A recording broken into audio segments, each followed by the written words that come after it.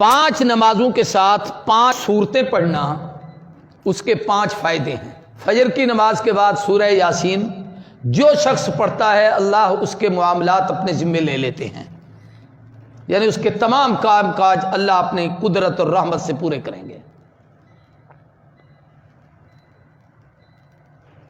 ظہر کی نماز کے بعد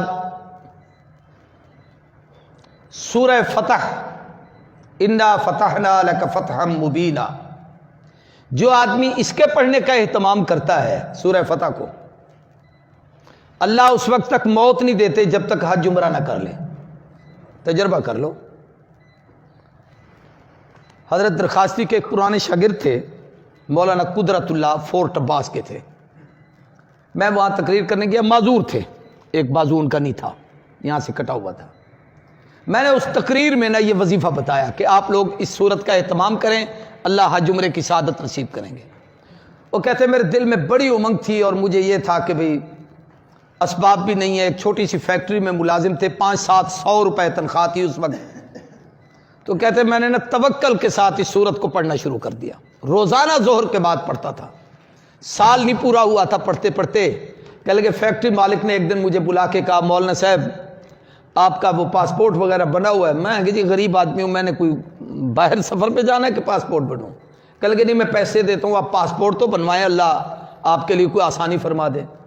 کہتے جی اس کے پیسوں سے میں نے پاسپورٹ بنوایا، اس نے مجھے پاسپورٹ لے کے جی ویزا لگوا دیا، خرچے بھی دیے، سفر خرچ بھی دیا، ٹکٹ بھی دیا، 10 روپے بھی میرے خرچ نہیں ہوئے، جیسے گیا تھا اسی طریقے سے سفر کر کے واپس آیا، بلکہ وہاں سے اللہ نے جو نعمتیں دی وہ بھی ساتھ لے کے آیا۔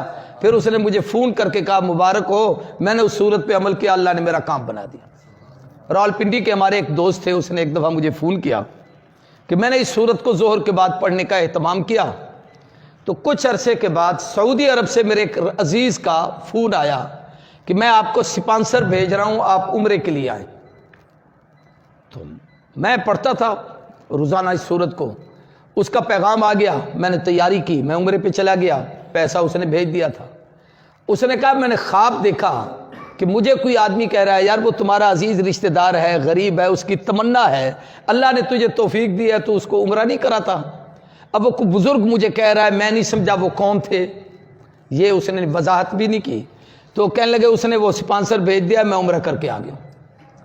یہ تجربات ہوتے ہیں، تو اگر اعتماد سے آدمی کرے تو فائدہ ہوتا ہے۔ عصر کی نماز کے بعد سورہ نبا، عما یتساءلون پارے کی پہلی سورت۔ آج کل اس سال وظیفے بڑے لکھ رہے ہو، اتنے وظیفے میں نے پہلے کبھی نہیں لکھوائے۔ یہ دین پورے دی برکت، ورنہ انہیں کو میں تو نہ لکھوں نا۔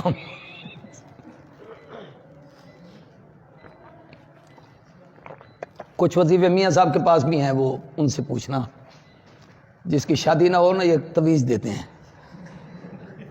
دین پور میں ایک جمعرات ہوتی ہے، اس کو کہتے ہیں چھڑیں دی جمعرات، چھڑے سمجھتے ہو اکیلے جو ہوتے ہیں، اس رات اتنے لوگ جمع ہوتے ہیں جس کی حد نہیں، صبح کو لائن لگی ہوتی ہے، سب کو میاں صاحب نام پوچھ کے تویز لکھتے جاتے ہیں، دیتے جاتے ہیں، کام ہو جاتے ہیں۔ تویز کی تو پتہ نہیں اجازت دینا دیں میاں صاحب آپ کو، لیکن وہ یہ ہے کہ تویز لکھ دیں گے آپ کی شادیاں ہو جائے گی جن کی نہیں ہوئی۔ اچھا توجہ کریں، عصر کی نماز کے بعد سورہ نبا، اس کے پڑھنے کا فائدہ یہ ہے کہ اللہ تعالیٰ قیامت کی ہولناکی سے محفوظ فرمائیں گے، کیونکہ اس کے آخری رکوع میں جنت اور جہنم کی کیفیات ہیں، اور شروع میں اللہ کی توحید ہے ساری۔